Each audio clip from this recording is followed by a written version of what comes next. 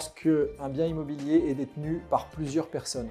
Ce bien immobilier pourra avoir une origine familiale, avoir été reçu par donation ou par succession, et ça pourra être également l'acquisition par un couple dont l'un rachète sa part à l'autre suite à une séparation. Alors il va falloir déjà déterminer quelle est la valeur du bien. Une fois que cette valeur est figée entre les parties et qu'elle est bien déterminée, on va se demander quel est le passif existant sur ce bien.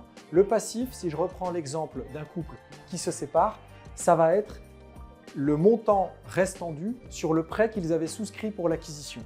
Et dans ce cas, celui qui rachète à l'autre va aller voir la banque pour lui demander quelle est la meilleure solution, quelle est celle qui est acceptée par le banquier, c'est-à-dire soit refaire un rachat de prêt uniquement à son nom, soit devenir le seul et unique débiteur du prêt initialement souscrit pour l'acquisition. Alors souvent, le notaire va être amené à aider les parties à trouver quelle est la valeur la plus juste, qu'il s'agisse d'une succession ou d'une séparation.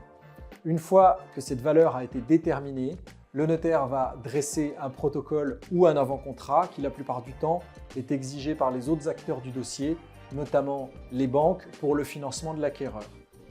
Les parties vont ensuite revenir vers le notaire pour dresser l'acte final une fois que les financements auront été obtenus.